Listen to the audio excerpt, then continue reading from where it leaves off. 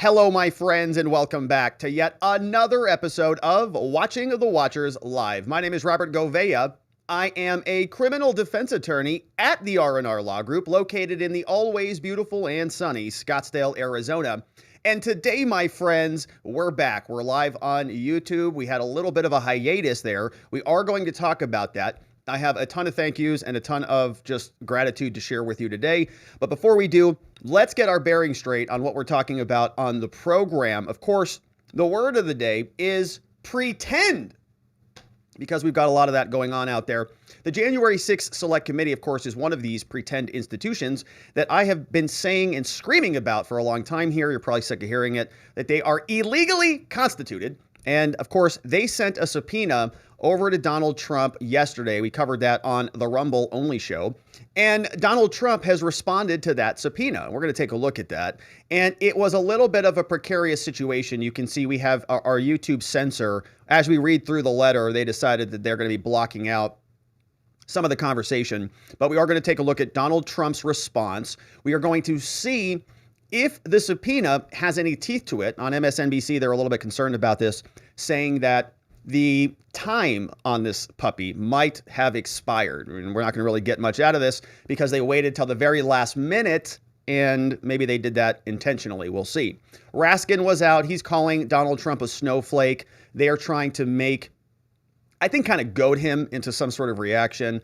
Joe Scarborugh, if you remember who he is, maybe not, but he's sort of goading Trump. He's saying, oh, Donald Trump's scared of Liz Cheney. Otherwise, he would just show up and testify. So we'll listen to those two yahoos. Then we've got Psaki. She's still warming up on her gig over there at MSNBC. She had a conversation with this guy, and this guy's saying, look, these MAGA Republican terrorists are just going to be around for a while, and we're going to have to learn to deal with them, which is very nice, saying that they're all going to, let other people speak in this country. Paul Ryan is in the House, and he, of course, has been out of the House for a long time. Didn't do such a good job when he was there. And he is out on the airwaves saying that Donald Trump is definitely not going to be the nominee. Don't worry about it. Sort of representing the establishment as he does. So we'll see about all of that in our first segment. Then what we're going to do is take a look at this interesting new development coming out of the January 6th Select Committee. And the Select Committee is now releasing a video that apparently shows Nancy Pelosi, who is, I think, auditioning for a Netflix series. She's sort of, we're going to learn about this phrase that comes from film called chewing the scenery, because that's kind of what she's doing here. She's like, oh my gosh, the Capitol building is under attack. There are insurrectionists all over the place. What should we do about this, Chuck Schumer? And Chuck Schumer says, my goodness, Nancy, you're the Speaker of the House. This is a serious situation, because if you get killed, this could all, and you're going, what are these two weirdos talking about? So we'll listen to them. It's called Chewing the Scenery. We'll make sure that we understand that language before we dive into this clip. It's about a 5-minute clip, and it's kind of a fun thing to take a look at. There are some highlights. Pelosi called Mike Pence. Apparently, she's like, hi, Mr. Vice President. We're almost going to die. Are you almost going to die? Oh, good. So they're doing that stuff. And a very, very interesting clip came from Pelosi. And she said this when she was wagging her finger at her staff. She was, first of all, threatening to punch Donald Trump, which is insurrection if it's the current president, right? Because he's the sitting president. It's sort of, I was wondering if Secret Service was going to investigate it. But we had this finger pointing. And she's saying that I've been waiting for this to happen. Waiting for the Capitol Hill riots. Of course, we know that because she wanted to use it as a cudgel against Trump and the MAGA Republicans, and they have been doing that. Now, her grandson was also there with her, and you can see he's there sort of monitoring the peasants who were storming the castle. He's looking out the window, sort of like a scene from Game of Thrones or something, where he's like, oh gosh, the little cretins are going to come take our power. Bizarre video. I'm not sure why they released it, but they did. And we have this wild clip from this so-called intelligence person who has zero intelligence. He's on with Fox News. And man, this reporter really took it to him and was saying, you're kind of a liar, aren't you? He said, no. And here's why. So we'll go through that. And then, of course, it is Meme Friday. So we'll jump over to locals and we'll do the locals comments and questions thread. And so if you want to be a part of the show, the best place to do that is right over there at watchingthewatchers.locals.com. It's where we had a lot of conversation when we were just recently suspended on YouTube for the last 7 days, except it turned out not to be 7 because we appealed it and won. We'll talk about that in a minute. But watchingthewatchers.locals.com is the best place to be. John McGarvey's over there. Ranger Southie's over there. C. Reed's in the house. Tweak is in the house, but I think Tweak's going to bed. It's late over there. We have Zach Nichols. We have others like JC the Music Man, John McGarvey sharing a meme that is not a good one over there. And there's Uncle Shane in the house and many others. And so that's the best place to go and join our community and get the extra walk and talks and some amazingly good content. We do these morning walk and talks. Oh, no, that's not it. Where'd it go? There it is. It sort of looks like this, right? It's us just sort of walking around, and we'll take a look at some of the comments from the walk and talk very likely today as well. But I am also a lawyer at the R&R Law Group. We're located in Arizona, and so we help good people charged with crimes anywhere in the state of Arizona. If you happen to know anybody that could use our services, we would be grateful for your referrals. The number is 480-787-0394. You can find us online at rrlawaz.com. And so literally any type of criminal violation, we are the perfect firm for it.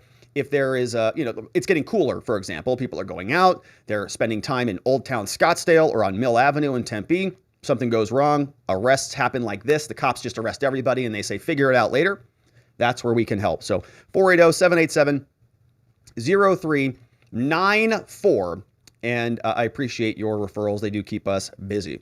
All right. And so before we get into any of the actual meat and potatoes here on the program, we got to do a quick update. Where the heck have we been? Oh my goodness, it's been a couple days. There's been no live show on this channel. Feels like somebody was just ignoring what we needed to do here. There's a lot of business to attend to, and it wasn't getting done. What the heck happened? Well, you may not have seen it because I can't post on YouTube when I get a strike, and I can't even go to the comment section and update anything. You're totally locked out of the entire account, and it's not good. But I want to share with you what happened so that I can pay some tremendous gratitude for the people who helped reverse this so that we could be back here today. This is what I got a few days ago. Back on October 12th, I got this email. It said, hey, Rob Govea, loser. It said, hey, we're from YouTube and our team reviewed your content and you were here. We did the whole video on this. Trump sues CNN for defamation, seeking punitive damages. Did a whole show on it. It was a 24-minute video that we clipped out, and it said, we know this is disappointing, but it's important that YouTube is a safe space because we were promoting election misinformation, violating their misinformation policy. They said, if our content breaks the rules, you can appeal it, how your content violated the policy, just so you know what they say. It says here, content that advances false claims that there was widespread issues with the 2020 election, not allowed on YouTube. All right, so I get that email. And I'm like, what the heck are you talking about? We made that video. We talked the whole thing about it here. Now, the lawsuit, right, it did have some of that language. There was some sort of close language, but the lawsuit was about defamation. It was about what CNN was calling Trump, comparing him to Adolf Hitler and saying that he was a Nazi and all of those different images that they shoved all over their cameras. But what happened, my friends, is, my goodness, I posted that image on YouTube. Okay, let me show you this. I was blown away. I posted this on October 12th, and I woke up the next morning, and there was 533 retweets. What on earth? Okay, that's not what happens on my Twitter account. Let me just say that. Doesn't happen at all. I'm a lurker maximally to the maximum degree. I just kind of, hang out in the background on Twitter. And so I woke up, and there was all sorts of noise being made about this. 533 retweets, that's a lot for anybody, right? And I have a tiny little Twitter account and I am a lurker. And so there were a bunch of people, other people on YouTube and on Twitter that just started pounding the table. Okay, that's it. I posted this late at night. I got a strike and came back up and holy moly. My notifications, 20 plus, the whole thing. It was wild. So I woke up, I was humbled, I was shocked about it. And I processed everything, submitted the appeal, went through the video in detail, listened to everything, drafted up what I thought my response should be, making my point that there was no election misinformation in the video at all. And then late last night after the show, after we had been streaming on Rumble, and after all of you and all of my friends on YouTube and everywhere, after everybody was pounding the table for several days, I finished the program with you yesterday, and there was this email in my inbox from YouTube. Hi, Rob. We've reviewed your appeal for the following information. They referenced the video. Trump sues CNN defamation seeking $475 in punitive damages. And I highlighted their response. After taking another look, we can confirm that your content does not violate our community guidelines. Obviously, it didn't. Obviously. Now, thank you for your patience while we reviewed this appeal. Our goal is to make sure content doesn't violate our community guidelines so that it's a very safe space for all of us. And sometimes we make mistakes, but we try to get it right. Sorry for the frustration. Now, we've reinstated your content about loser CNN. And if your appeal was for a warning and so on, you're good to go. They've removed the strike and we're back in business. And my friends, I honestly, I truly think this was because of you. I think there's no other explanation for it. It was the pounding of the table. It was the retweets. It was the likes. It was the shares. It was all of the YouTube videos that were made. And I want to give extra special thanks and shout outs to my free speech, ultra extremist brethren and sisters, brothers and sisters out there. So shout outs to Viva. You all know Viva. Shout out to Viva. Shout out to Joe Neerman. Shout out to The Legal Mindset, who did an entire stream banging the table about this. We've never even done a stream together. I am embarrassed to say, but I can't wait to do it. And this, it's about as stand up as you can get to just say, you know what? I stand on free speech. I don't even care what the issue is. I'm standing up and I'm just going to get out there and pound the table. Fair and Balanced did the same thing. And by the way, we're going over there after the show. Fair and Balanced sent me a very nice message today and said, why don't you come on and let's talk about this? And so we're going on over there, by the way. And if you want to check that out, this is what you'll see if you go to her channel. And I think the link is in the locals description. And her channel is tagged. All these people, their channels are tagged in the YouTube description. So please go and support them for their tremendous support here. I know that maybe Sunshine doesn't have a YouTube channel, but thank you, Donna, for pounding the table. I saw you out there, Donna. Thank you very much. And the Emily Baker was just amazing. Thank you, Emily, for everything, to be honest. Right? I've actually learned a lot from you on your vidIQ videos and all sorts of stuff. So Emily, you're a total class act. Thank you for all of your support. And we have Miss Burkhart over at Andrea Burkhart Law's channel. She was also retweeting this stuff. And that's what gives this all that momentum. Of course, Nick Rekieta and Andrew Branca as well. Just an amazing group of people. And honestly, I'm so humbled. And, I can't even tag Nick Rekieta because Twitter threw him off the platform. But I am so grateful to everybody who really helped us through this. It was an amazing experience. I was totally humbled. I had no idea. I wasn't expecting it at all. But I really can't attribute the reversal to anything else other than the noise that was made.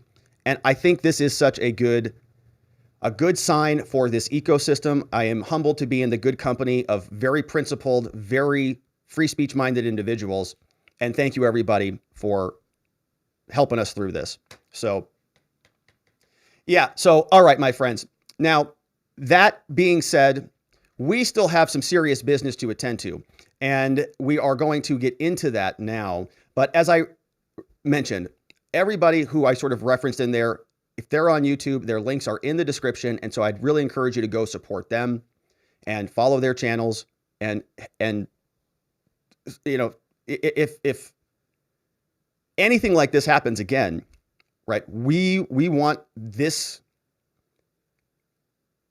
powerful, team of people who stand on the side of free speech to continue to unify and stand together when these things happen. And I'm just humbled. I can't even speak, as you can see. So, all right. Now, let's get into the actual program because we have some serious news. And we're starting off the day with Donald Trump responding to the January 6th Select Committee subpoena. Let's get into it, shall we? Donald Trump responds to the January 6th Select Committee's subpoena. They just had a hearing. They've had several of these things. They could have issued a subpoena a long time ago, but they didn't. They waited until the hearings have almost concluded before they issued this big fat whopper. They sent over a subpoena. They voted to send over a subpoena. We haven't actually seen a drafted subpoena yet, but I'm sure there will be one, and we'll go through it when we get it. But they voted at a prior hearing to send the subpoena over to Trump, and Trump responded. Let's see what he had to say about this. And as you can take a look, we had to send this document over to our YouTube censor, and our YouTube censor has censored the document just like we've seen with other documents here on YouTube. So let's take a look at what we have here. Donald Trump responds to the illegally constituted January 6th Select Committee's subpoena. You can see it comes from the office of Donald J. Trump. It was published October 13, 2022, peacefully and patriotically. Now, the YouTube censor applied some censor paragraph blockers on our document so that we don't say anything that might be illegal on this platform. It would be nice if YouTube was a little bit more open-minded, but they're not, as you can see. So we'll go through this. The letter from Donald Trump goes over to Benny G. Thompson. He is on the January 6th Select Committee, and Donald Trump writes, "Dear Chairman Thompson," he says in big, bold, capitalized letters, "the presidential election of 2020 was..." YouTube censored that one. We can't see anything about what YouTube censored that part out. Interesting. Now, Donald Trump continues, so we don't know what that says. A lot of censorship out here today. He says, "The same group of radical left Democrats," this is Trump writing, "who utilized their majority position in Congress to create the fiction of Russia, Russia, Russia, and impeachment hoax number 1 and impeachment hoax number 2. The 48 million Mueller report, which ended in no collusion," says Trump. "There was also Ukraine, Ukraine, Ukraine. There was the atrocious and the illegal spying on my campaign, and there was so much more." He says, "All of you, the radical left Democrats, are the people who created this committee of highly partisan political hacks and thugs whose sole function is to destroy the lives of many hardworking American patriots whose records in life have been unblemished until this point of attempted ruination. The double standard of the unselects between what has taken place on the right and what has taken place with the radical left, the lawless groups such as Antifa, Black Lives Matter, and others, is startling and will never be acceptable, even to those who will be writing the history of what you have done to America." Woo, that's a pretty heavy statement there. Political partisan hacks. Yeah, that's true. Not even following their own committee rules. Trump continues, and you can see our YouTube censors went crazy with this part. Trump writes, he says, "This memo is being written to express our anger, our disappointment, and our complaint that with all of the hundreds of millions of dollars spent on what many consider to be a charade and a witch hunt, and despite strong and powerful requests, you have not spent even a short moment examining the massive," it's censored, "the massive something that took place during something," censored. Don't know.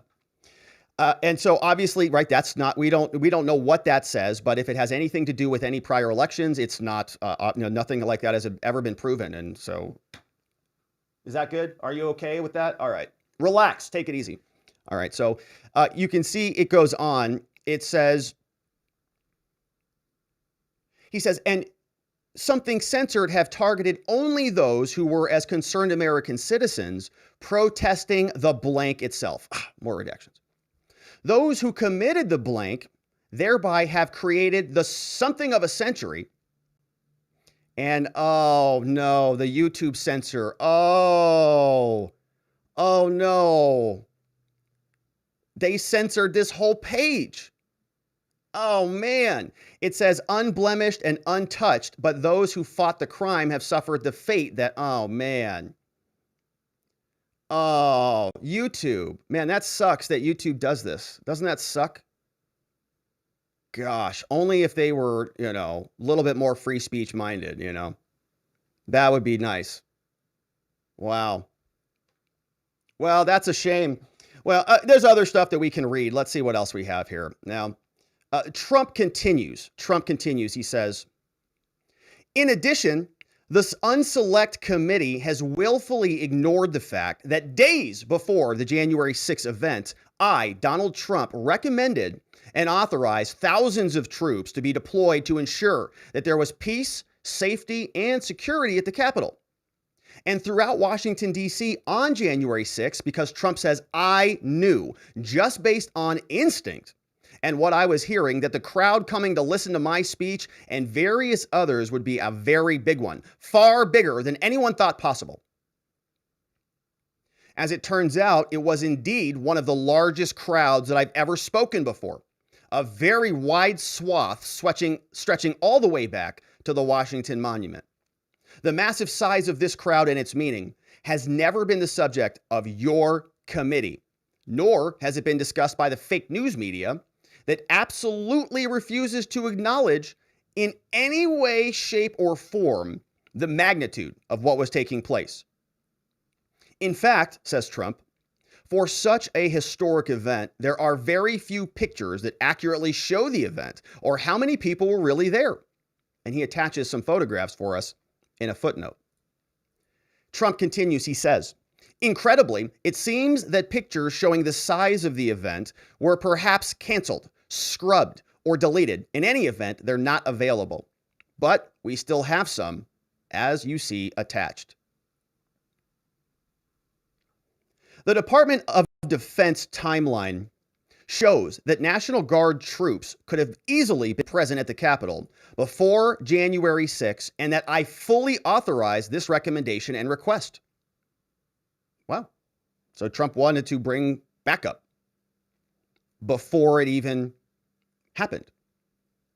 He says, following my authorization, the Department of Defense was surprised to receive a wholesale refusal in writing from D.C. Mayor Muriel Bowser and the Capitol Police, who do not report to me, but report to the Speaker of the House, Nancy Pelosi. Isn't that interesting? So Nancy Pelosi might be in charge of the Capitol Hill security at the Capitol building. And Trump wanted them to go and secure the building, but they didn't. The law requires their authorization before any troop deployment can be utilized in D.C., right? So Trump just can't authorize the National Guard to go.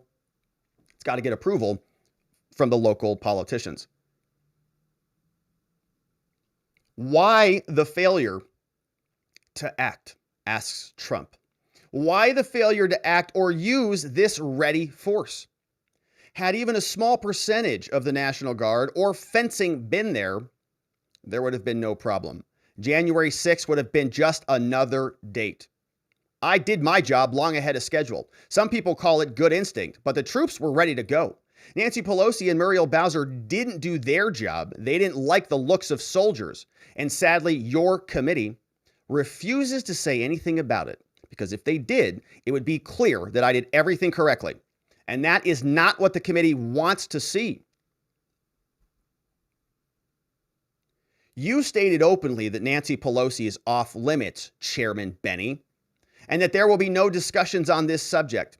Yet she and the mayor, Muriel Bowser, were responsible for this very bad decision not to bring in the troops. The troops were ready to go, says Trump, and you refuse to even discuss this subject. Why? Trump continues. Despite very poor television ratings, the Unselect Committee has perpetuated a show trial, the likes of which this country has never seen before. There is no due process, no cross-examination, and no real Republican members. And no legitimacy, since you don't even talk about YouTube redacted. Darn it. No legitimacy since they don't even talk about whatever YouTube redacted there. I have no idea what it is. Or not calling up the troops. Trump says, it is a witch hunt of the highest level, a continuation of what's been going on for years. You have not gone after the people that created redacted, YouTube redacted, but rather great American patriots who question redacted, which of course is their constitutional right. These people had their lives ruined as your committee sits back and basks in the glow. The people of this country will not stand for unequal justice under the law or liberty and justice for some. Election day is coming. We demand answers on the crime of the century. Sincerely, Donald Trump, 45th President of the United States. Now, what Donald Trump did, of course, he's responding to a subpoena request, and he's making some arguments about the allegations. And recall that this isn't even about really the election, right? This is about January 6th, and they're saying that Donald Trump was negligent in stopping this crowd from doing something, right? So Trump's argument is that the crowd size was so gigantic, and he's got some pictures here to support that, that this was something that the government should have prepared for. In other words, Muriel Bowser, Nancy Pelosi, he was making recommendations to beef up security to support this crowd, and they declined to do that at every turn. So here is another photograph outside the Washington Monument. Trump referencing this, saying this was huge. Where is everybody who is going to be securing this perimeter? And that Trump had the instinct to fortify, but they were rejected. National Guard was rejected. Muriel Bowser and Nancy Pelosi did not want any of that to take place. So while a big portion of the January 6th Select Committee is sort of blaming Trump for failing to act to do something about this crowd, Trump is making the argument that I was in fact doing something about this crowd, and I was rejected at every turn because Nancy Pelosi and others are refusing to do their duties. So Trump says that there's no basis at all for having him come to an illegitimate committee because they're not doing a full circumspect analysis. They're not really investigating much of anything. Is sort of making this into a charade and a witch hunt. And we'll see. Now, what's interesting about this is there's no real conclusion from the president. So we don't know whether or not Donald Trump is declining to testify, right? There's no real clear declination in here. But he does say that we're not going to stand for unequal justice under the law and that the election is coming. So that begs the question, is he waiting for the election? Is he waiting for the balance of power to change before we get a decision? Or maybe that is the decision. Run out the clock. Now, he copied everybody on the January 6th Select Committee, congressmen, women, and congressmen. We heard all from them. And these were the appendices that were attached to the document. But of course, all of this is very interesting developments, and we'll continue to see where that goes. But people are asking now, what does the subpoena mean? Now that the January 6th Select Committee has officially voted to send one to Trump, the question is, can they enforce the subpoena? Can Donald Trump do anything about it? Should he go and testify? Should he be willing to go and just sort of turn this into a giant show? Or maybe he just waits the clock out Remember, the election's just a few weeks away. If the Republicans win, the balance of power changes in January. What happens if they're in charge and they just decide, well, we're just going to dissolve your stupid committee? Do the Democrats have enough time to take this further? They're essentially out of time to enforce a subpoena like this. You know, if Trump were to come in Let me see why the sound is low. Hang on a second. Sound was low. We had a power outage on last night. I'm trying to get that volume up for us a little bit here. Let's see what we've got.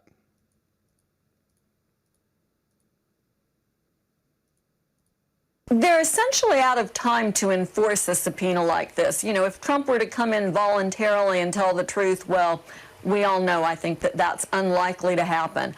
And going through a court process to enforce this would take some period of time. So likely where we are with this is that we will not hear his testimony, but this will simply become a part of the public record. Oh, so it's just a gigantic show. So all you want to do is just say, we sent him a subpoena so that we can say he declined the subpoena, so that we can go make other arguments about what a loser he is for not showing up and testifying and so on and so forth. So it was just a big PR piece? It was just a big book report? That's all this was? It's just like we submitted this thing, knowing that nothing's going to happen. Pretty lame, but not surprising at all when we're talking about these individuals.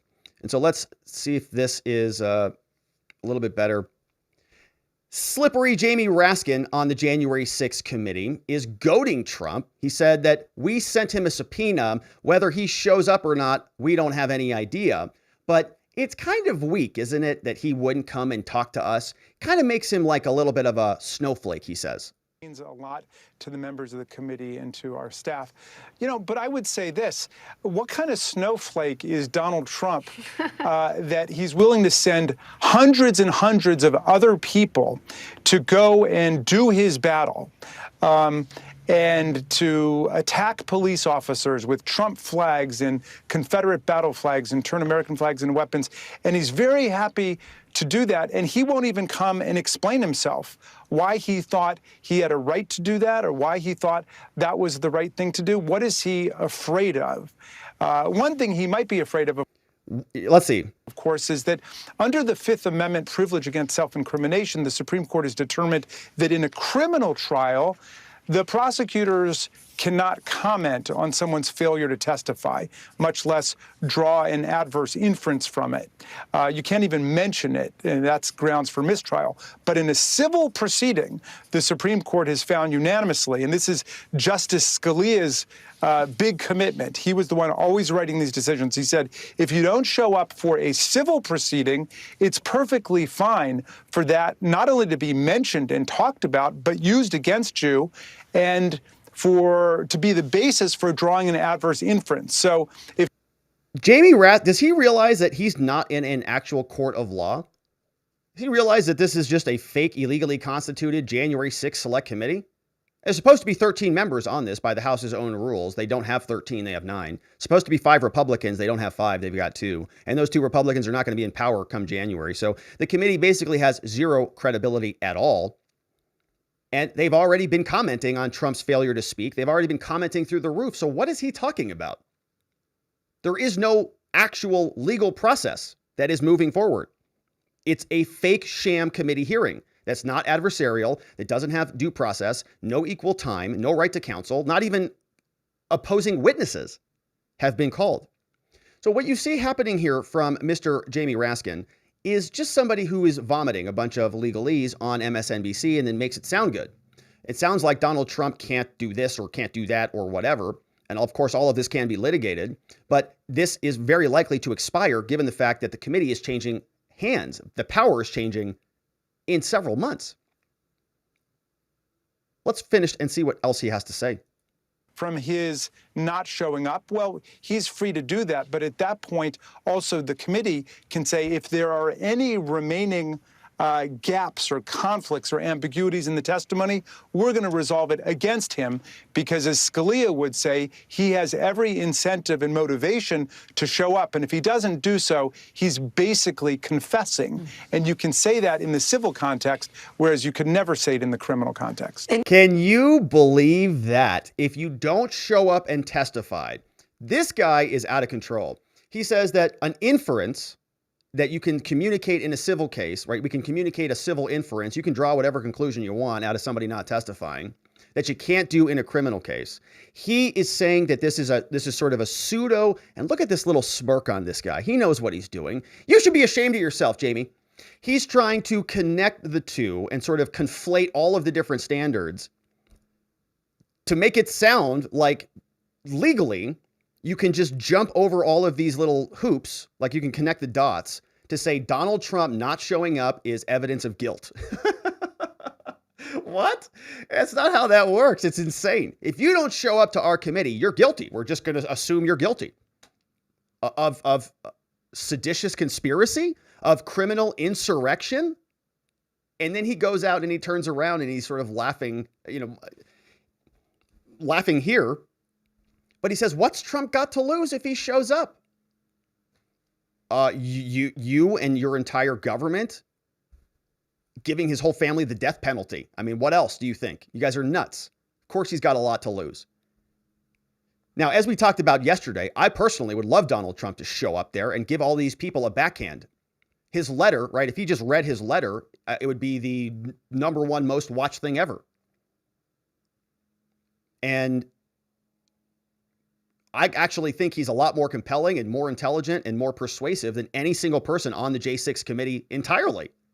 So yeah, I'd love to see Donald Trump sit there and just beat these people up for 2 hours. I think it'd be great. Now, of course, that's not going to happen because there's more downside than upside, and he doesn't need to do that. The Democrats are cratering their electoral chances anyways, just by virtue of existing. And Donald Trump could be on an easy glide path to victory without even doing a thing. So he has no obligation to go and comply with them. And what they're trying to do is make that seem like that is an illegal thing to do and that you can just presume guilt. The absence of evidence is evidence of guilt. Do you understand that? We have no evidence about anything, but we're going to presume you're guilty because of the default. That is not America, but that's what this psychopath wants to install. Nuts.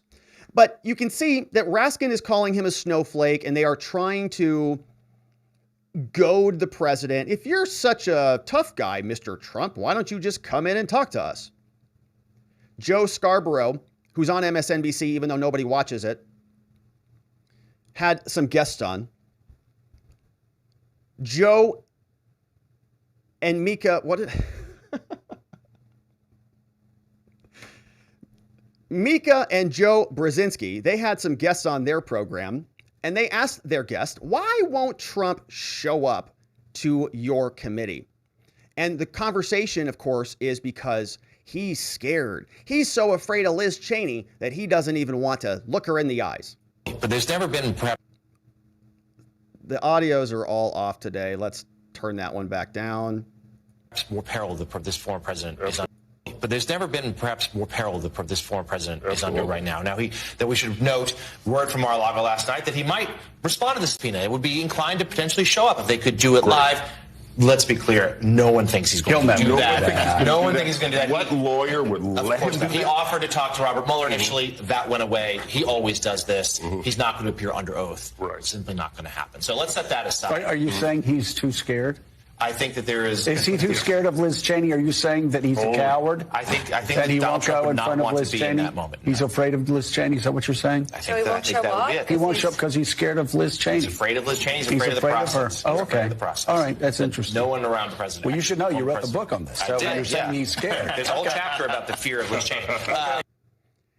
Are you saying he's a little girl? Are you saying that Donald Trump is a little baby and he just runs around like and cries all the time? Is that what you're saying here? These two are grown-ass men who were sitting on MSNBC having this conversation, calling him like a little girl and all this stuff. And you could see that poor little guest, man. He got coerced into changing that narrative, didn't he? Like Joe is like, hey, say what I want you to say. Hey, say it, say it, say it, say it. And he finally did.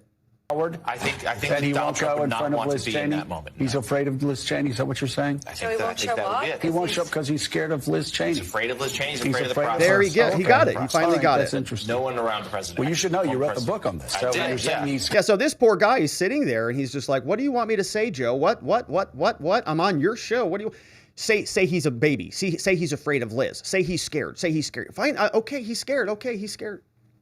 All right, good. You can move on now. That's what MSNBC is like over there. I guess Joe Scarborough, you know, he gives you a warning. Otherwise, he'll kill you or something. You know, it's weird situation. But anyways, that's what's happening over on MSNBC. Jen Psaki is making her appearances on MSNBC.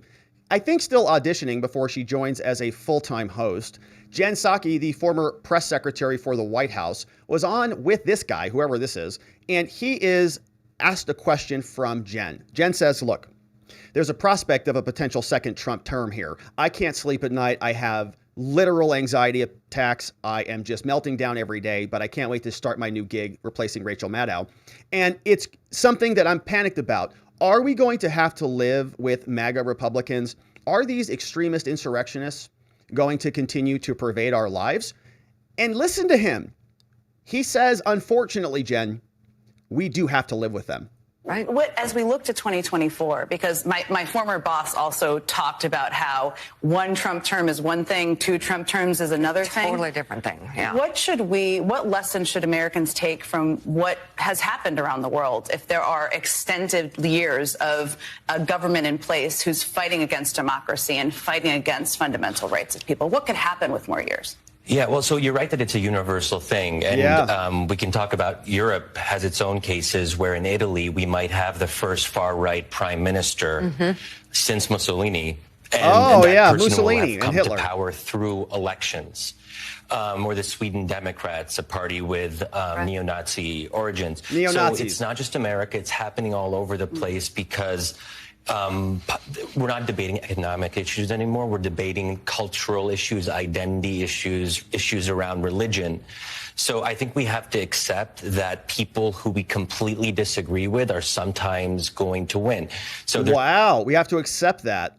They're not happy with that idea that they just win and we have to like live with it? No. We can't do that. We have to prosecute them. We have to make sure they're all labeled as extremists. They all have to be rounded up at some point and run out of the country because they are ruining democracy. What, 74 million Trump supporters, voters? We can't just wish them away. They're not going to disappear. So then we have to find a way to live with them, even if we think they're bad people, even if we think they're a threat to everything we hold dear. Because what's the other option that's in front of us? Kill them. And that's a challenge because a lot of people will say, well, execute them. They're deplorable and we can't find a way to live with them. Execute them. Definitely just eliminate them. Kill them all, run them out of the country, just murder them. They all should die. A bit ironic, though, that you reference Italy, for example, and so okay, you can see what they're talking about over there on MSNBC. Unfortunately, Jen, we have to live with them. No. Don't go out with your weaponry, Jen. Take it easy. Just sit at home. You can't start eliminating. What on earth is going on over there? I have no idea. But that's MSNBC for all of us. Wild bananas. Paul Ryan, you may remember him. He used to be in the House of Representatives before he got thrown out of the House of Representatives. Paul Ryan also failed the country when he ran for the vice presidency with Mitt Romney. A couple of losers couldn't pull it together and eke out an election.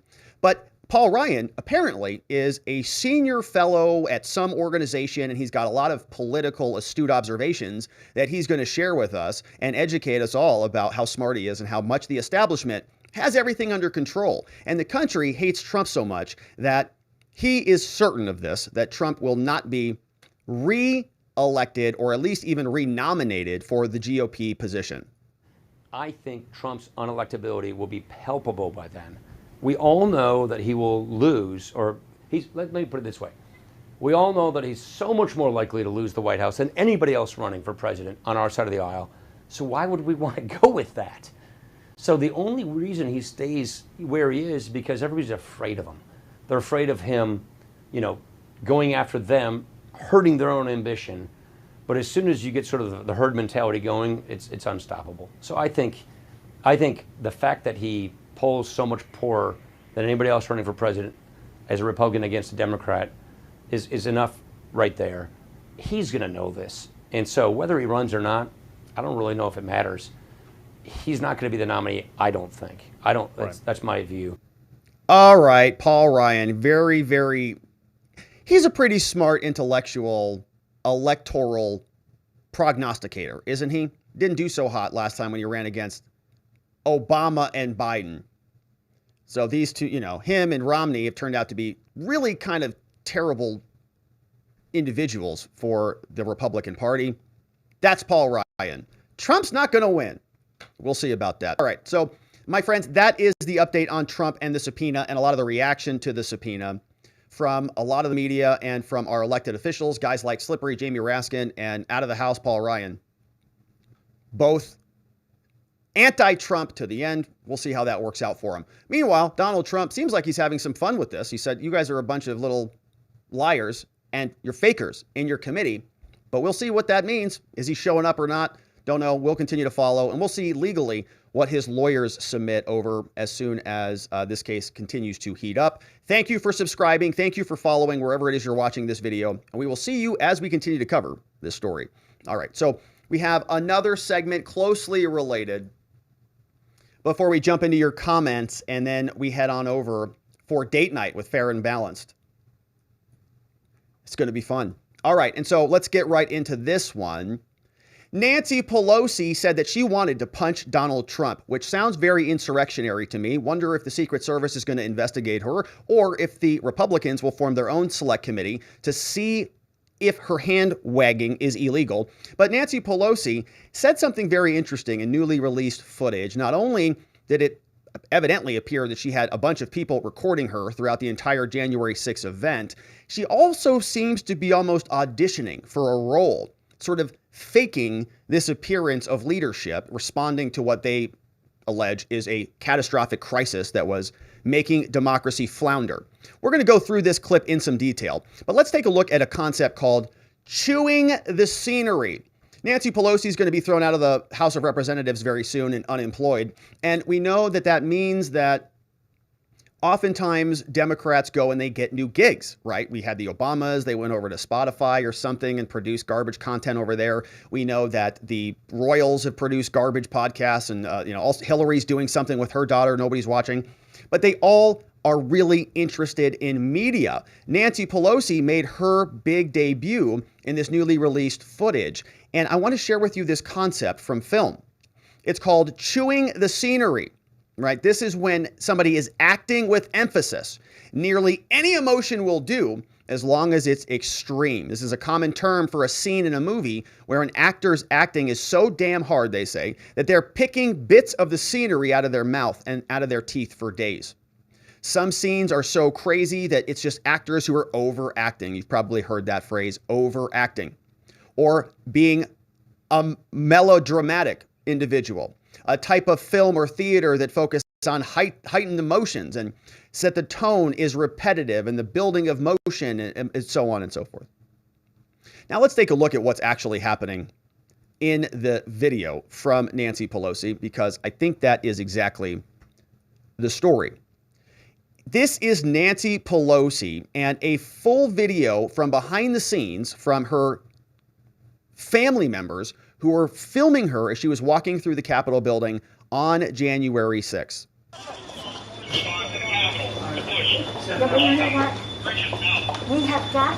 So as you can see, it's 2:23, and we already have literally a film person who is standing in front of her, walking backwards like a film crew on January 6th, cataloging all of this, which seems like very well thought out optics to have in the middle of a crisis.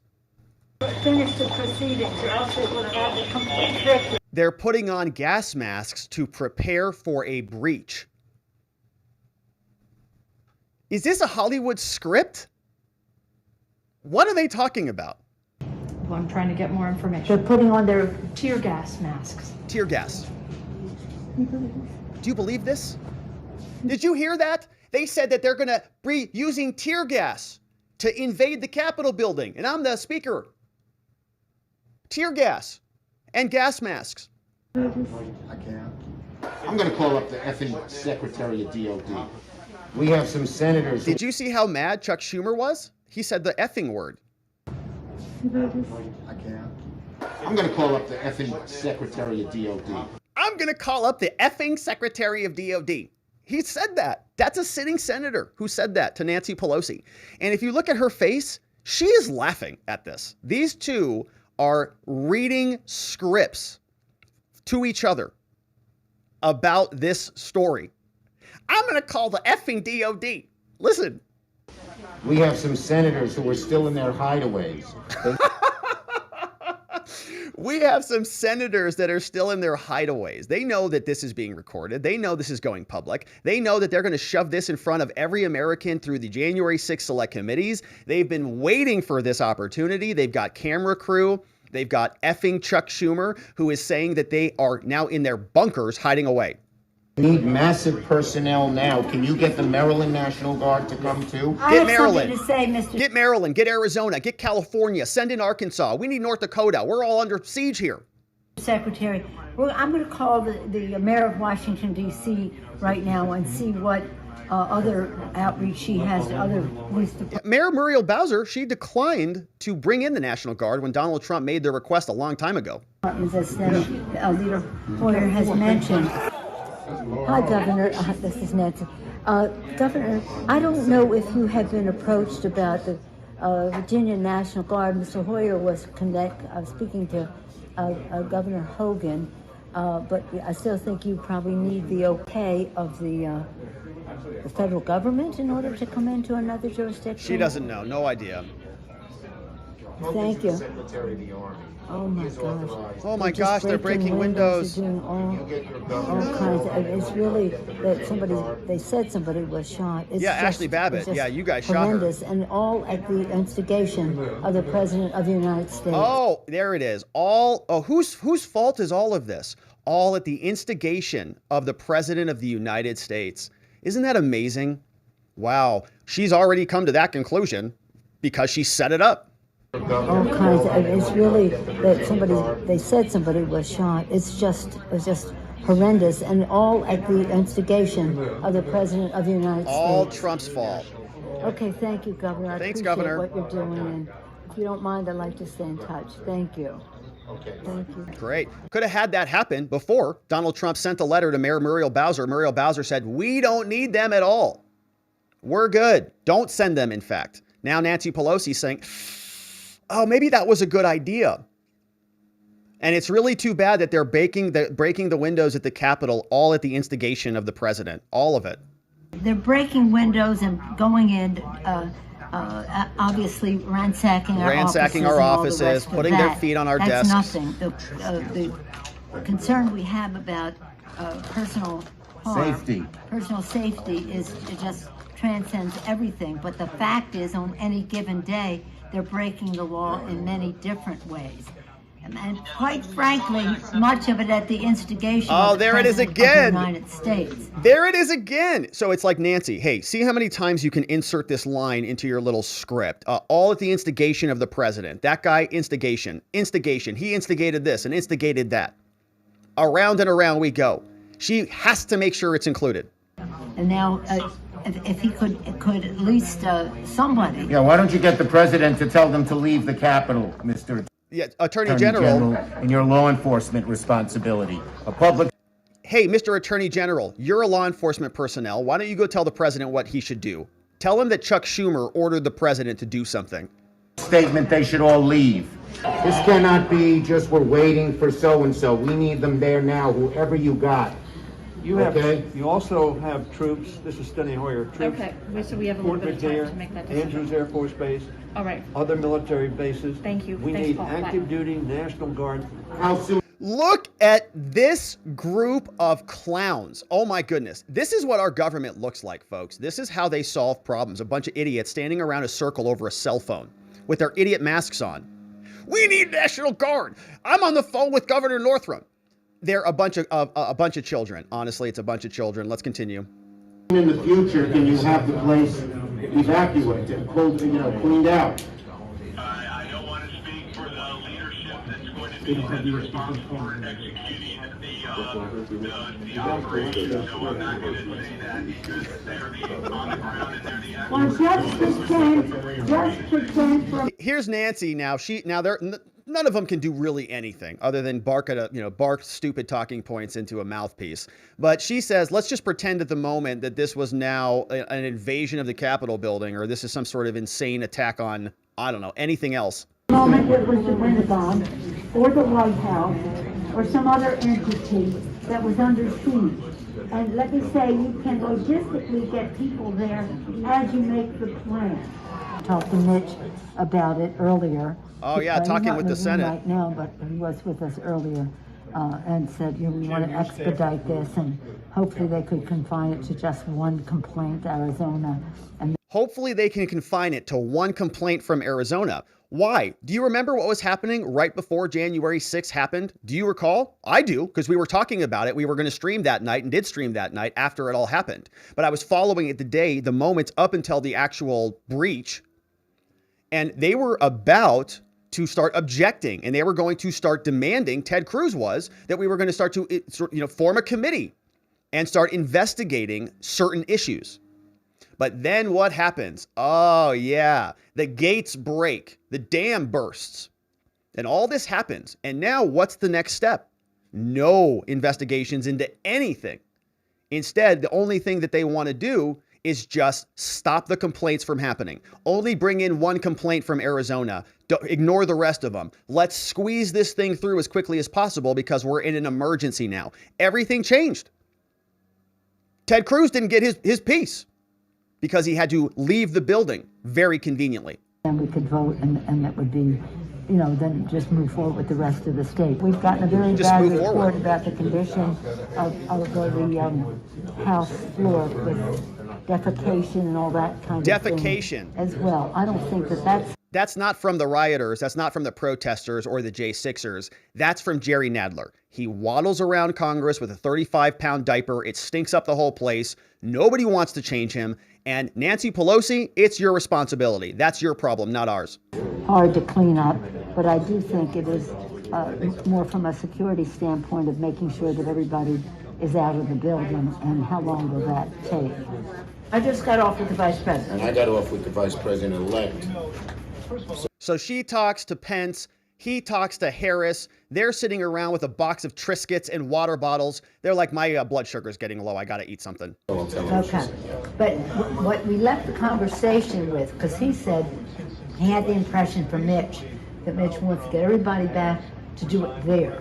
Yes. I said, well, we're getting a counterpoint that is, we could take time to clean up the poo-poo that they're making all over the, literally and figuratively in the Capitol, and that it may take days to get back.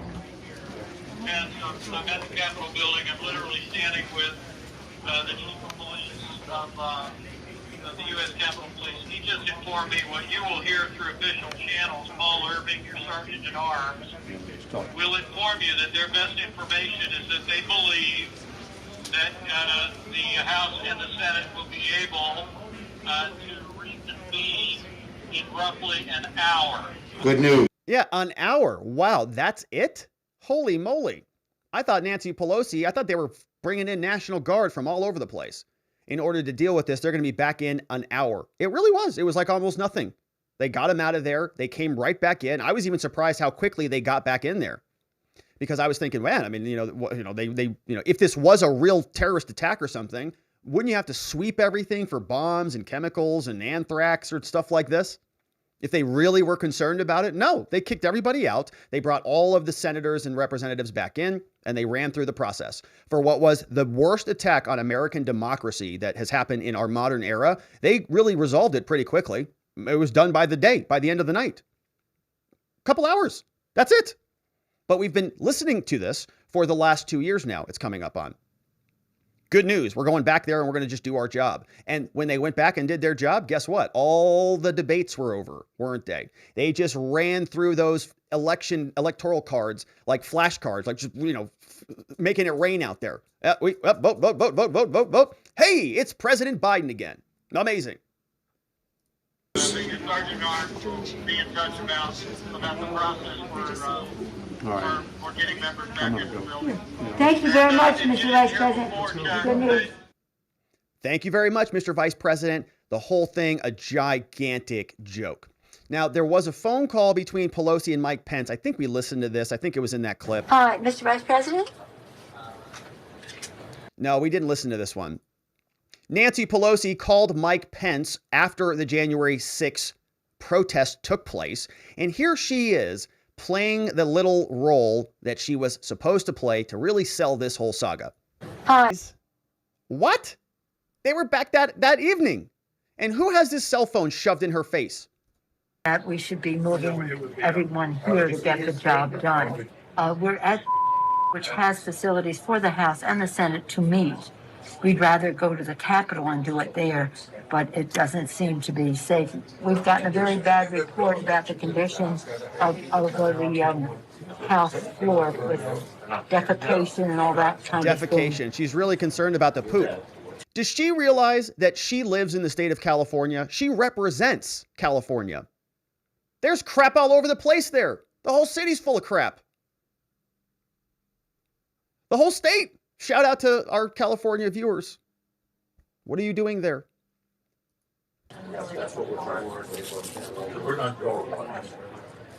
Okay, and that calls back. Okay, I worry about you Hey, being don't in that talk with your Capitol mouth room. full. Hey, you Don't disgusting. let anybody know. Have where some you manners. Have some manners, Nancy. That's disgusting. Close your mouth. Dinner table manners. You don't chew with your mouth open on the phone. What kind of a monster is she? Gross. Now, a very interesting clip came out from her that is really making the rounds. Nancy Pelosi threatened to punch Donald Trump in the face.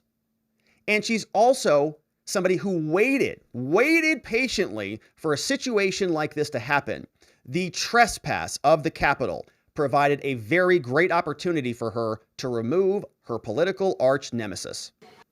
Punch out the president. She's going to punch Donald Trump in the face. So I'm looking forward to the select committee that's going to investigate a threat of insurrection against the sitting president and the Secret Service investigation. Hopefully they raid her home and wake Paul up from one of his benders. But I don't know if that's going to happen because they don't care about any threats against the president. But there was another clip that came out here that was a little bit more intriguing than the fact that she wants to punch the president. Let's listen to this one more time. He's coming to Capitol Hill. They told him they don't have the resources to protect him here. So at the moment he is not coming, but that could change. Oh, he comes, I'm going to punch him out. This is my mom. I would pay to see that. Here it is. For this. Here it is. Oh, he comes, I'm going to punch him out. This is my mom. I would pay to see that. I'm waiting for this. I've been waiting for this. I've been waiting for this, she says. For what? To punch the president? Are the next words out of her mouth? I've been waiting for this. To punch the president? No, that's not what she says. Listen. I'm waiting for this, for trespassing on the Capitol grounds. I'm going to punch him out and I'm going to go to jail and I'm going to be happy. I've been waiting for this. I'm waiting for this, for trespassing on the Capitol grounds. I'm going to punch him out and I'm going to go to jail and I'm going to be happy. I've been waiting for this to happen on Capitol grounds. Criminal trespass on Capitol grounds. Today's Christmas Day for Nancy Pelosi. Very excited about the tremendous gift that has landed on her desk. He comes, I'm going to punch him out. This is my mom. I would pay to see that. I'm waiting for this, for trespassing on the Capitol grounds. I'm going to punch him out and I'm going to go to jail and I'm going to be happy. She was waiting for this. She wanted it to happen. She's responsible for the security at the Capitol building. The House and the Senate Sergeant at Arms also both responsible for this. We have FBI. We have all sorts of Homeland Security agencies. There's like 45 or 50 different police departments in Washington. You've got the Mint Police. You've got the Museum Police. You've got police all over the place. And on the most important day in America, they couldn't secure the building where every senator and every House representative was, including the vice president. They couldn't secure the building. when Trump had announced for days that there was going to be a rally on January 6th, they couldn't figure it out? No, of course they could.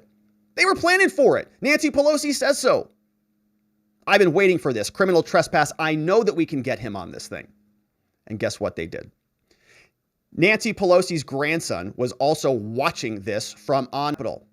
We're all going to die, says the young grandson. In this giant production, Nancy Pelosi brings her grandkids, who are going to be conveniently filming her while the whole saga unfolds. Now, many ask why the intelligence agencies were not able to secure the Capitol building. If you believe that they wanted to secure the building, then you might say maybe they really screwed something up. If you say that maybe they don't really have much interest in securing the Capitol building because they would love to see Trump fall off the roof, then maybe they allowed it to happen. Or maybe the intelligence agencies were distracted by their lack of intelligence on other issues. This is one of the so-called intelligence experts who signed the Hunter Biden letter saying that there was no evidence of any nefarious activity from him and that any rumors to the contrary were nothing but Russian propaganda. We have Fox News blasts him out of the water and says, it sort of feels like you're just a liar. In October, days before the 2020 election, you signed on to this open letter that was published by Politico. It said, we write to say that the arrival on the U.S. political scene of emails purportedly belonging to Vice President Biden's son, Hunter, much of it related to his time serving on the board of the Ukrainian gas company Burisma, has all the classic earmarks of a Russian information operation. Right. Why did you sign on to that?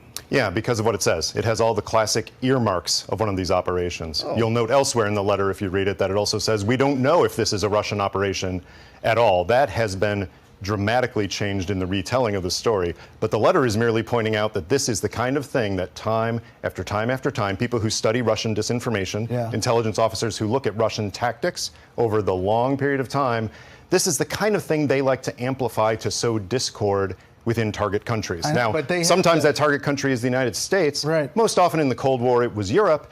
But the fact is, the tactic is an old one, a tried and true one, and it's been successful in the past. But in this case, it was not true. It was not true. In fact, the New York Times found that these are authenticated. Where's your intelligence the Washington at on Post that writes one? thousands of emails purportedly from the laptop computer of Hunter Biden are authentic communications that can be verified through cryptographic signatures from Google and other technology companies, say two security experts who examined the data. New York Post, who did the story first, says, holy cow, here are these other verifications. And then in the debate, right before the election, now President Biden used it. Take a listen. Reckless, absolutely reckless. Putin heard this. Our allies and friends heard this. This is truly. We're talking about the issue from hell. President Trump, we're talking about race right now, and I do want to stay on the issue of race. President Trump, and I have to respond to that. Please, because look, very quickly. there are 50 former national intelligence folks who said that what he's accusing me of is a Russian plant. You mean the laptop is now another Russia hoax? That's exactly what. This is where he's. So understanding how you characterize it, but he characterized it differently and used it in a debate just days before an election. Yeah, I'll let President Biden speak for himself. He's capable of doing that. What I'll do is say that it has all the classic earmarks of a Russian campaign in the way it was disseminated and propagated through media. Do you regret signing on to the letter? Oh, absolutely not, because those words are still true. Do you think it has all the changed classic outcome earmarks? Of an election? Oh, absolutely not. No, Even though it wasn't true. It had the classic earmarks, but it wasn't true. What is not true? That it was Russian disinformation. That's not what we said in the letter. Read the actual letter, and we said we do not know if this is Russian disinformation. It has all the classic earmarks of a Russian information operation. Exactly. The difference between an information campaign and a disinformation campaign and a misinformation campaign, it's not my fault if people don't look up definitions. I know, but it's not his fault that you're too stupid to know what he intended. He used big words and he wrote a whole letter, and if you didn't read that, that's your own damn fault, idiots. And he is very careful with his words. He is saying it sort of looks like Russian misinformation and it might be Russian misinformation, and he's going all the way up to the line until he says it's actual, legitimate, confirmed Russian misinformation, so that he has this little escape hatch so that he can go on with Brett Baer and waddle this line. He knows exactly what he did. The whole point of this letter was to drop it in October to support their claim that none of this was legitimate. Remember, Trump was beating Hillary up over all the, I'm sorry, this was in 2020. Yes, this is when they buried the whole thing. The purpose of the letter is to have an effect. And the nuance that you're talking about here never made it to candidate Biden because he said it plainly on a debate stage that obviously affected the dynamic. Man, don't you think? I would absolutely love for all news media to show nuance on all these issues instead of racing to sound bites. In this case, some news media race. And now it's not only are you stupid, America, it's also Brett Baer and Fox News. They're stupid too. They didn't understand the nuance of his letter. To sound bites, that's not helpful for the American people. And I think wish your that letter people was helpful for the American people? Well, instead of quoting one sentence from it, if people actually read maybe an entire paragraph, it shows that we don't know if it's Russian. It affected anything? I don't know if it affected anything. We don't analyze American political environments. We were trying to. What we were trying to do is point out that this has all the classic earmarks of a Russian information campaign. Not to say it's Russian disinformation, but to say that the propagation through American media and international media has all the classic earmarks of a Russian information campaign because we've seen it over and over and over again. They love to sow these kind of divisions and exacerbate them. That's not American, that's Russian. You are the person who silenced a whole conversation. You and 50 other so-called intelligence experts who are not intelligent and don't have any expertise, they all signed onto a letter and they sent that over to all the media, and it was an excuse for the media to publish that everywhere they turned so that they had some cover on the election. And Joe Biden took the cover and ran. And this guy got called out on it, and he's totally dead wrong about it, and he's going to double down. That's who's in the CIA. That's the integrity of the people who are in charge. Oh, no, it was fine. It looked Russian, and can't even say, okay, yeah, we made a mistake on it. Look, there were some serious similarities. We were wrong, got it wrong. None of that, not even a bit of error. And they're still running stuff. They're still in power. So we can see how this will go.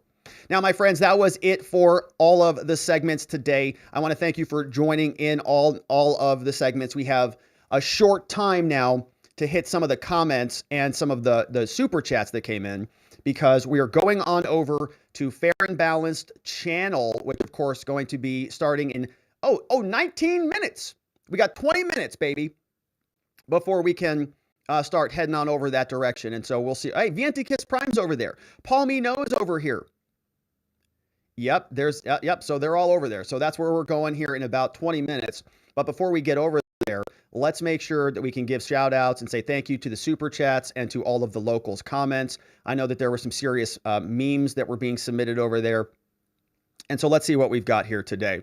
Now, last week, or before we got suspended, I missed a super chat from K Bean, which was on October 11th on Monday. And so I want to make sure we got that. So shout out to K Bean. Said great show back before we got suspended when we were here on October 11th.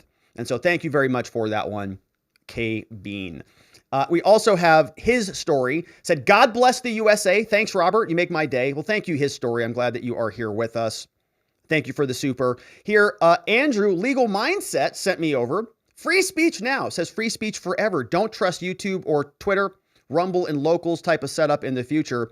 That's what we're doing, man. And so Brandon, the anime guy, came over from Andrew, which is from Legal Mindset.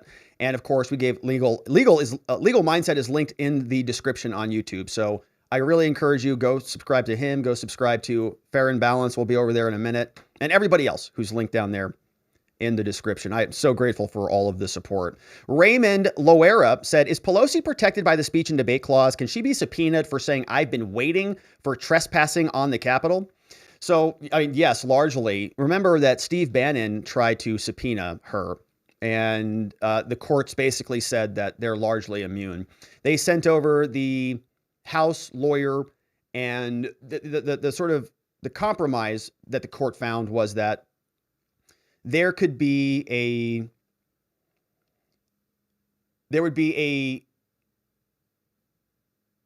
sort of a meeting in the middle of this, that the lawyer could get documents from the House of Representatives, and that would be sufficient for the courts, and that should be sufficient for the defense, even though the defense wants to confront them. They're saying that at least in the Bannon case, that he was unsuccessful. He couldn't subpoena any of the representatives, and a lot of that was on that basis.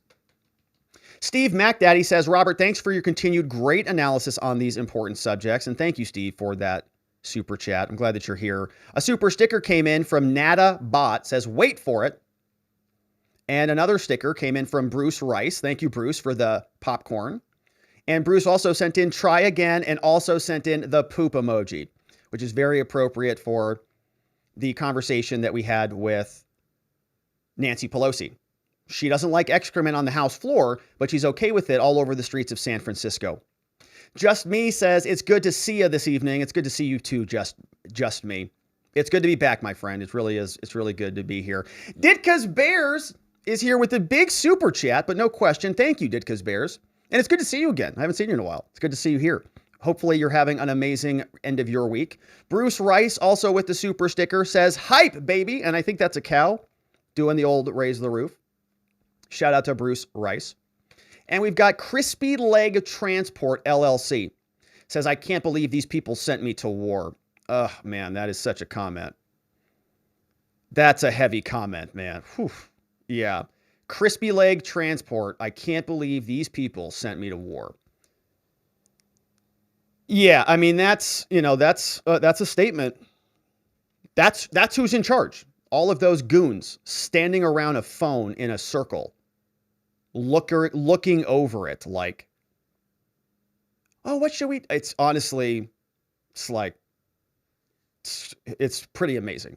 It's pretty embarrassing is what it is.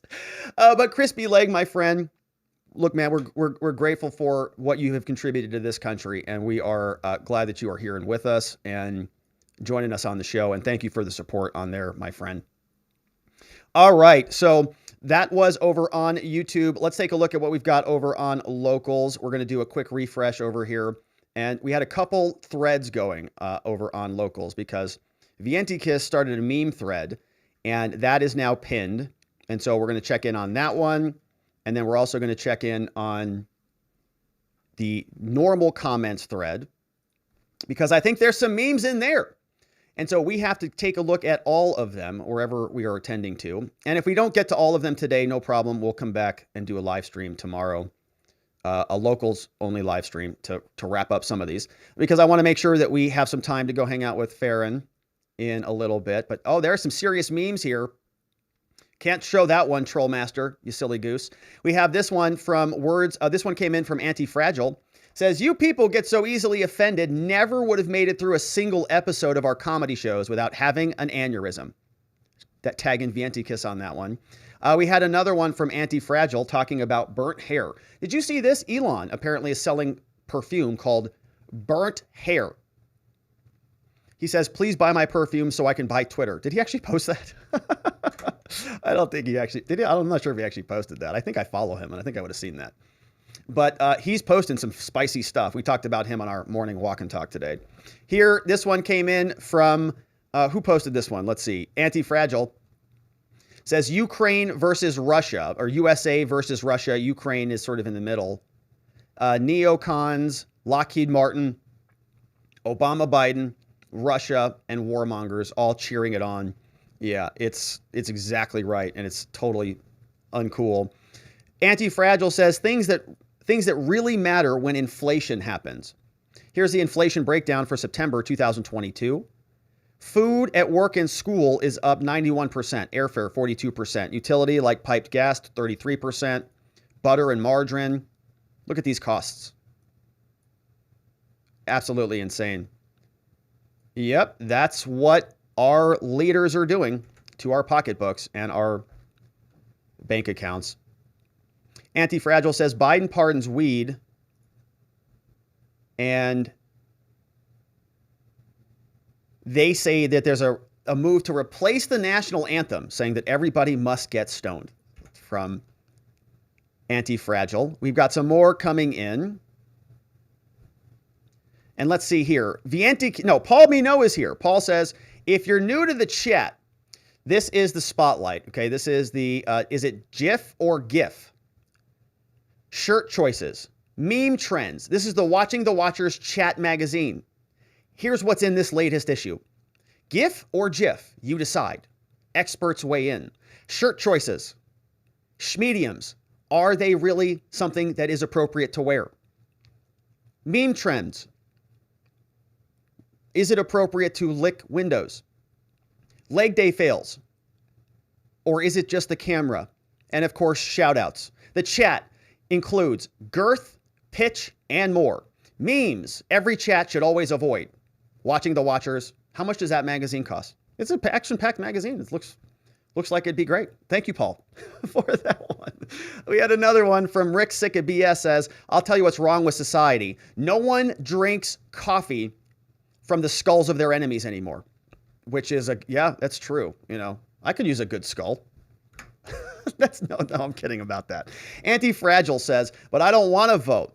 I don't like any of these people. A lot of people are feeling that way. Rick Sick of BS shared some Pelosi memes with those fun bags hanging out. Let's see what some of these others are. Here, this is Rick Sick says, how should I do the stars? Just spangle them, bitches. We've got caps to pop and bodies to drop. So the B word came out. We'll let that one fly today. If they are offended by the Gone with the Wind, it's going to be mass hysteria when the snowflakes finally see blazing saddles. Liz Cheney's pronouns are done and gone. That came in from Rick Sick of BS. Says the FBI has also collected their fall uniforms. From Rick Sick. Paul Mino is in the house sharing this one. Meme Friday on that one, which is a very good one. I don't know what that one is. Here's some more from Rick Sick. Somewhere in OSHA, an OSHA manual just burst into flames. Yeah, that is not a safe one. I've done, I used to clean swimming pools before I built swimming pools, and I have done some OSHA violating activities, certainly. Let's see what else we've got over on locals. We're hopping over to the second page. Hey, Geomantic Games is in the house. Subscribe to his channel on YouTube. What's up, Geo? Hopefully you're having a good day and a good week, my friend. We had some more come in from Rick Sick of BS says, this game is called Media Fact Checkers. How does it work? I cheat, then I tell everyone that you're a liar. That is from Rick Sick of BS. Cuckoo says, Rob, I clean pools now. I cleaned a lot of pools, my friend. I actually like cleaning pools. I used to listen to the radio. I had an AM band radio that you put on your, there was no like iPhones back then. I was in high school and college. And I would, put the AM band on and go out and clean pools. I'd listen to talk radio all day. Rick Sick of BS says, as a kid, I used to watch The Wizards of Oz and wonder how someone could talk if they didn't have a brain. Then I got social media. From Rick Sick of BS. Thunder says, looking real good for the incoming red wave. Generic ballot results in swing states. Ours up 3 in Arizona, up 11 in Georgia, 4 in Michigan. Ohio's +6, Pennsylvania +5, Wisconsin +4. Woo! Yeah, those are some good numbers there. Rick Sick of BS also says that we're so much smarter these days, but 50 years ago, the owner's manual told you how to adjust the valves. That was from Rick's Sick of BS. Let's see what else. Paul Mino says, many mispronunciations. Gosh, I can't even speak. Sounds like, I should belong in the Senate or something. Many mispronunciations of your name last few days. What's up with that? How do you pronounce Govea? So let's see. Which one of these looks the best? So Gouvier is a common one. I haven't heard it all my life, but I've heard my mom hear it all her life. Gouvier, Govia. It probably B is probably the closest one. Govea. Yeah, that's probably the best one. Govea, number B. It's complicated. I know Grueller was way easier, and that's sort of worth it. Well worth it.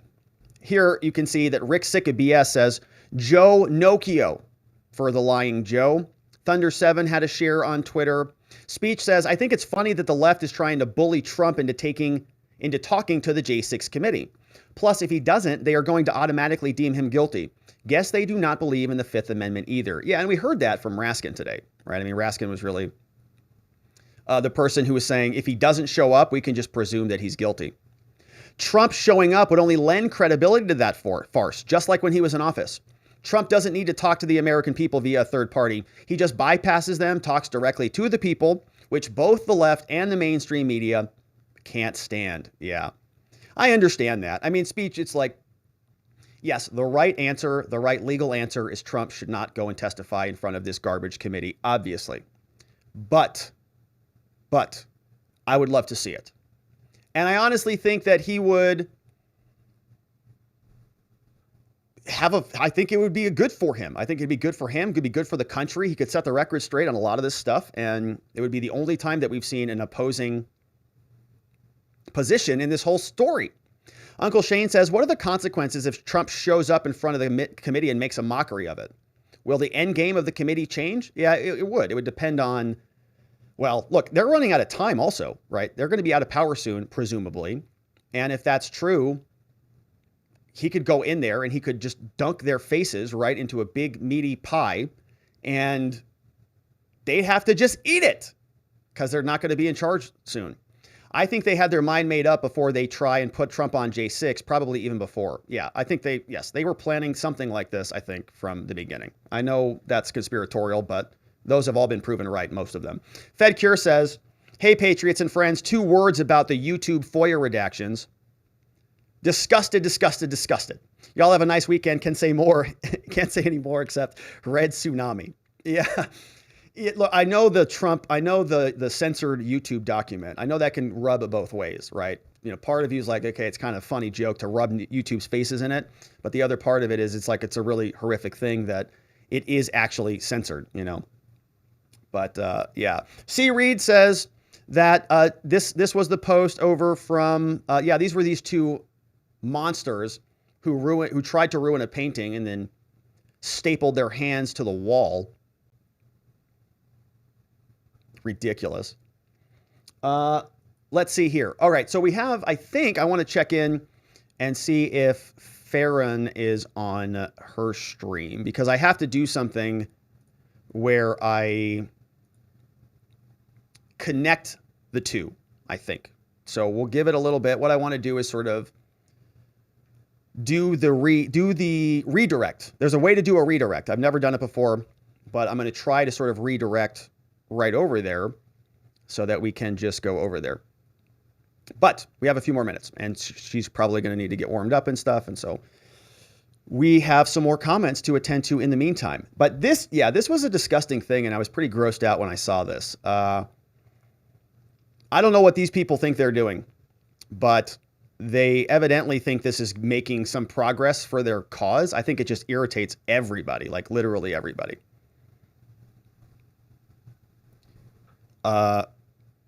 Yeah, but AOC and what's this chick's name? What's her girl's name? I should have said that word. What's her name? She's, what is it? Greta? Oh yeah, Greta, that's right. She came out and she said something about maybe nuclear energy is a good idea now. All right, C. Reed says, doesn't identify as Daryl Brooks, but the SUV drove into the parade. And he's giving a thumbs up. I watched some of that clip today. There's an officer who's pointing to the Waukesha parade killer and said something like, I watched you drive through the parade. Thumber. And And he said, I'm not Daryl. I'm not Daryl Brooks. It's a weird trial going on over there. Thunder7 says they locked out Julie Kelly, who was dropping bombs. After a while, they unlocked her account. Are you serious? Julie Kelly's amazing. She does awesome work, and she keeps the fire on. Oh, I saw a lot of this stuff. A lot of this activity out there on Twitter. Caution, this account is temporarily restricted. You're seeing this warning because there's been unusual activity from the account. I think they got Cat Turd 2 on that one. Cat Turd 2. Same thing. Seeing a lot of that out there. And so hopefully Julie Kelly is not currently suspended. Yeah, it doesn't look like she is currently suspended. But yes, she does great work. If you are not following Julie Kelly, you are missing a major part of this story because she does great work. And we've covered some of her stuff previously here before, but that is Julie Kelly, and glad to see she is not ultimately suspended. All right, we got a couple more here. Let's see what we have on locals. Rick Sick of BS. We've got Thunder 7 says that the Canadian Prime Minister is in trial invoking the Emergencies Act. Yeah, truckers hate me because I'm black. Gosh, Trudeau, what's going on up there?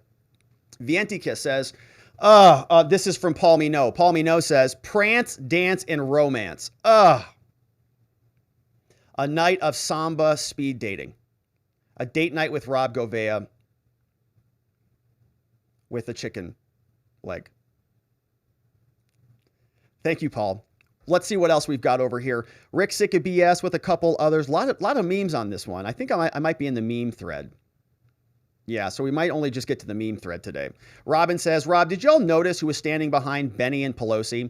In my opinion, in that particular scene where she says the tear gas mask, everybody in that scene is on it, meaning from the get-go, they're in on it. You won't be surprised who you see. I'm not sure if I noticed who was behind them. Probably have to go take a look at that one. But I'm not sure. Robin says, now that I have proof Pelosi does not wear a wig. Thanks for that pause, Rob. Yeah, sorry about that. We got a little Pelosi scalp activity today, unfortunately, on the show. And nobody really needs much of that. C. Reed is here, says, trust fund kids destroy art to change the weather. That's a great title. Experts believe this to be the most extreme incident of virtue signaling to date. Outstanding title and subtitle from the Pacific. Great job.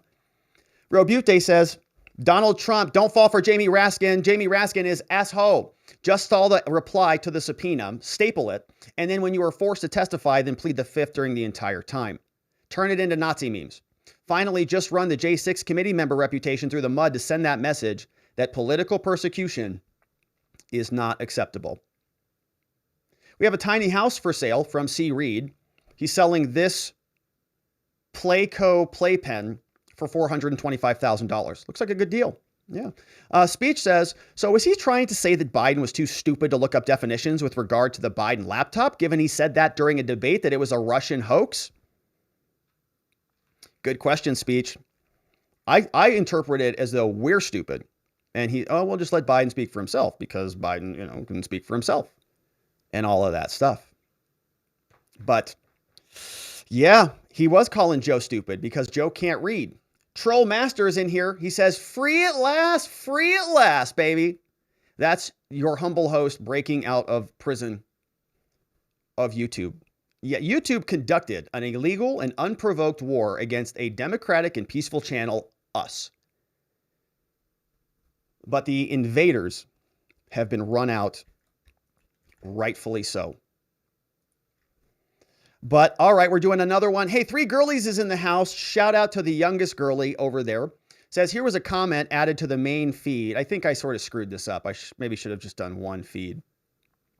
Says, couldn't Trump file a lawsuit against the J6 committee in real court, schedule the first hearing before the date he was supposed to show up to this kangaroo court?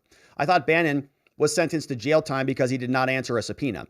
He did, yeah. And they fought over the subpoena for a long time, and it really went on for a while. And then it turned out that Bannon sort of lost that argument, and the contempt charge goes. So you have to reject and not show up and respond to the subpoena in order for them to bring the contempt charges, which is what Bannon was charged with. So if Trump doesn't do that, right, then they don't have a basis for a contempt charge.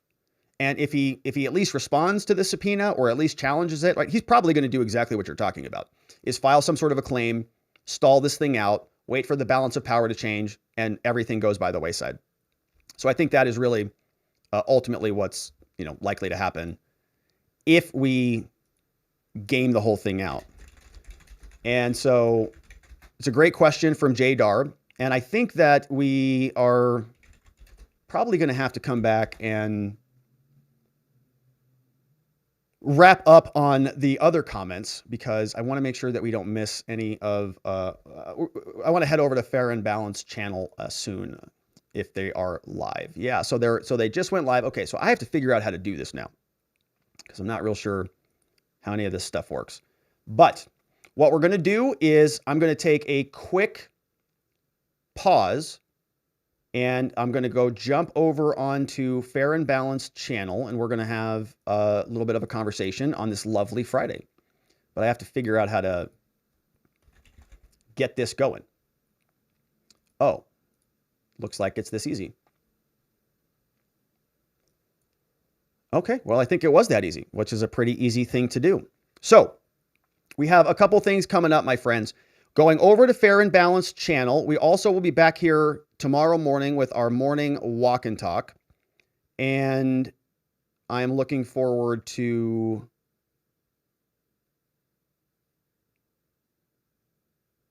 jumping in. Okay, so that, my friends, is it for the show on the day. I want to thank everybody who was a part of the program. We covered a lot of ground. You can see here that we have the excited Pelosi sort of implying that she was waiting for this to happen.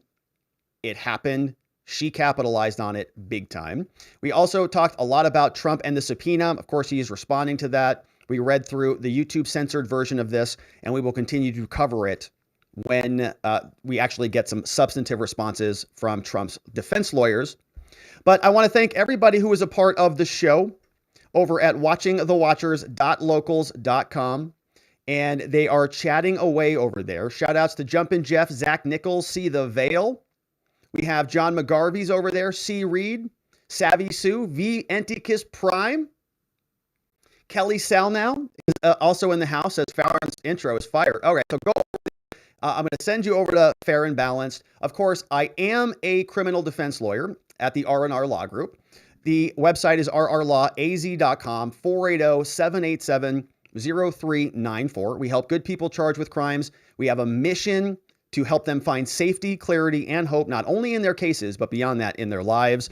And we really do appreciate your referrals. You do keep us very busy, and we are grateful for that.